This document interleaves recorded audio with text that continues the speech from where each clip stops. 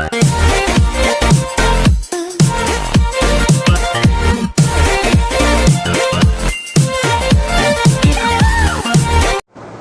दोस्तों, आपका एक बार फिर से मास्टर क्लासेस में स्वागत है। चलिए, आज हम आपको जो क्लास 10th का जो फिजिक्स पढ़ा रहे थे उसमें जो रिफ्रैक्शन वाला पोर्शन हम लोग उसके बारे में चर्चा कर रहे थे। तो हम लोग ने लॉ ऑफ रिफ्रैक्शन के बारे में समझ लिया था, स्नेल्स लॉ के बारे में समझ लिया था। तो चलिए आज हम लोग देखते हैं कि उसमें एक छोटा सा टॉपिक है रिफ्रैक्टिव इंडेक्स, ठीक, उसके बारे में अच्छी तरीके से हम लोग समझ लेते हैं। तो देखिए, रिफ्रैक्टिव इंडेक्स क्या होता है। बेसिकली इसको हम एन से रिप्रेजेंट करते हैं, कहीं कहीं इसको म्यू से भी रिप्रेजेंट करते हैं। तो देखिए, यहाँ पे हम इसको एन से रिप्रेजेंट कर रहे हैं। उसमें इसका मेन जो एक्शन होता है वो होता क्या है कि जब अगर कोई दो मीडियम्स हों, ठीक, पेयर्स ऑफ मीडियम हो, उनके जो स्पीड ऑफ लाइट की जो रेशियो होगा उसी को हम लोग क्या कहेंगे, रिफ्रैक्टिव इंडेक्स। बात समझ में आई कि स्पीड ऑफ लाइट किसी एक मीडियम का, फिर उसके रेशियो में स्पीड ऑफ लाइट किसी दूसरे मीडियम का जो होगा वही हम लोग उसको क्या कहेंगे, रिफ्रैक्टिव इंडेक्स। ठीक, तो उसका डिफिनीशन हम लोग समझ लेते हैं। The ratio of speed of light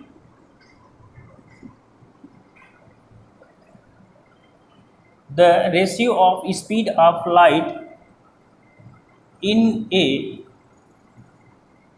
given pair of medium, ठीक, कि अगर टू पेयर्स हैं, ठीक है, उनके जो स्पीड ऑफ लाइट का जो लाइट ऑफ स्पीड है या स्पीड ऑफ लाइट जो है उनके रेशियो को हम लोग क्या कहेंगे, रिफ्रैक्टिव इंडेक्स। ठीक है, देख लीजिए, N equal to speed of light in medium first ratio speed of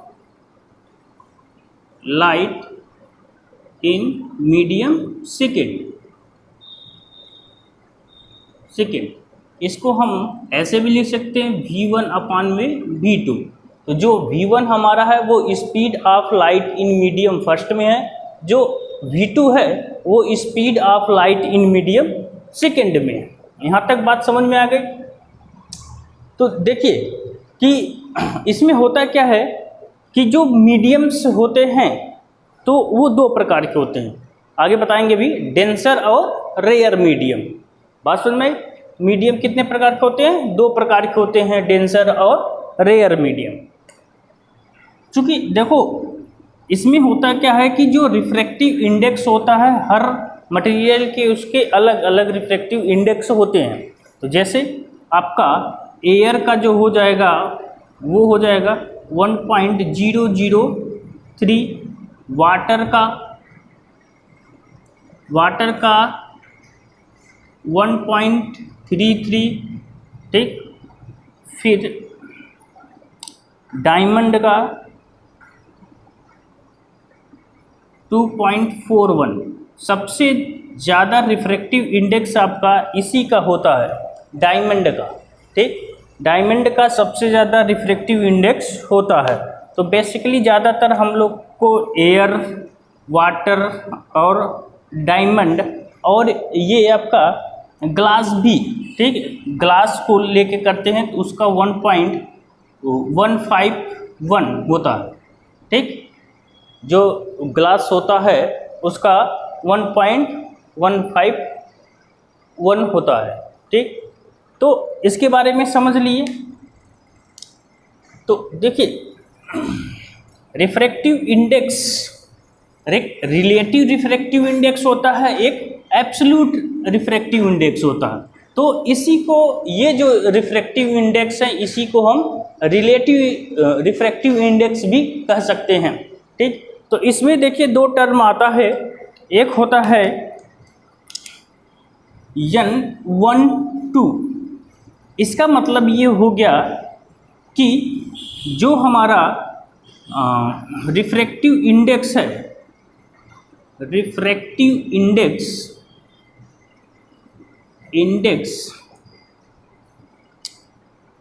refractive index in medium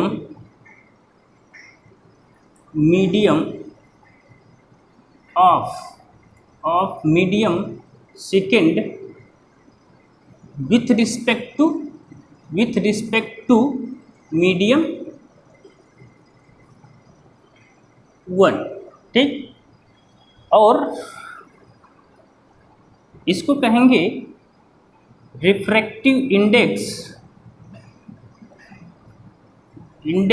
of medium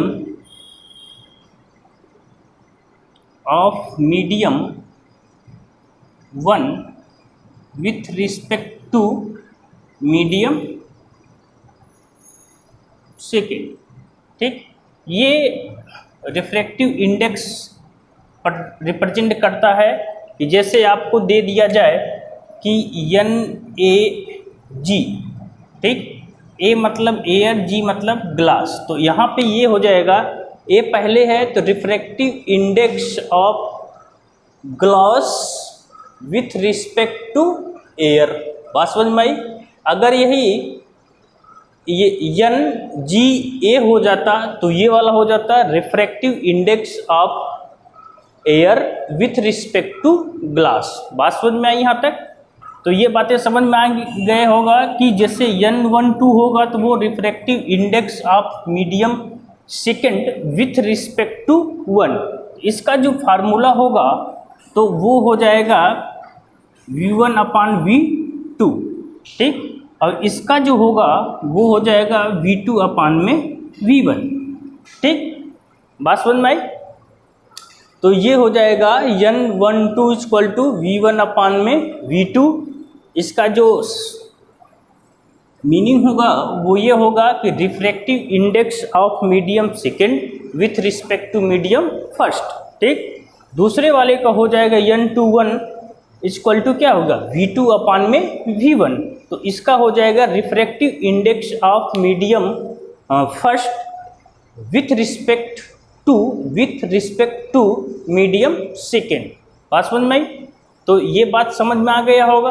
तो चलिए अब आगे देखते हैं हमारा एब्सोल्यूट रिफ्रैक्टिव इंडेक्स क्या होता है। एब्सोल्यूट रिफ्रैक्टिव इंडेक्स, ठीक है, देखिए ये आपका एब्सोल्यूट रिफ्रैक्टिव इंडेक्स है। ठीक है, इसको समझ लेते हैं हम लोग क्या है कि refractive index of a medium with respect to vacuum और एयर। ठीक है, अगर किसी का भी हम जो रिफ्रैक्टिव इंडेक्स है, ठीक है, वो किसी मीडियम का जो रिफ्रैक्टिव इंडेक्स होगा वो वैक्यूम और एयर के रिस्पेक्ट में हम देखेंगे, उसी को हम क्या कहेंगे? Absolute refractive index. जैसे N = C/V, इसका फार्मूला हो गया। ठीक, जहाँ पे वेयर C = 3 × 10⁸ मीटर/सेकेंड, ये आपका लाइट स्पीड। बात समझ में आई? ये हमारा क्या हो जाएगा? Light speed. तो इसको हम क्या कहेंगे? स्पीड ऑफ लाइट वैक्यूम और एयर। ठीक, अपॉन में स्पीड ऑफ अदर मीडियम। तो इसको क्या लिख सकते हैं? Speed of light in air और वैक्यूम। ठीक, वैक्यूम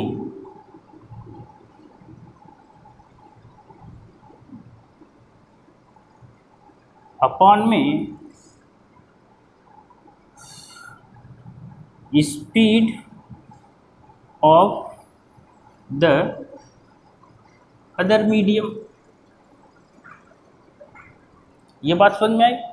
तो यहाँ पे जो v हो जाएगा वो क्या होगा, अदर मीडियम, अदर मीडियम। ये बात समझ में आ गई। इसमें क्या है कि अगर किसी मीडियम का जो हम रिफ्रैक्टिव इंडेक्स निकालेंगे वो रिस्पेक्ट किसके हो, वैक्यूम या एयर। ठीक, एयर और वैक्यूम में लाइट की जो स्पीड होगी उससे अगर हम रेशियो में कर देंगे तो हमारा क्या निकल के आएगा, एब्सोल्यूट रिफ्रैक्टिव इंडेक्स। बात समझ में आई। यहाँ पर जैसे है speed of light in vacuum या एयर, ठीक, अपॉन में speed of the other medium. बात समझ में आ गई। तो ये बातें समझ में आ गई। तो अब इसमें और आगे देख लेते हैं एक छोटा सा चीज जिसको हम क्या कहते हैं, डेंसर। ठीक, डेंसर और रेयर, इसके बारे में समझ लेते हैं क्योंकि आगे इसकी ज़रूरत पड़ेगी। तो एक होता है डेंसर मीडियम, दूसरा क्या होता है, रेयर मीडियम, रेयर मीडियम।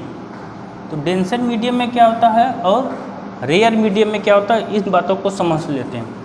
तो जो हमारा हायर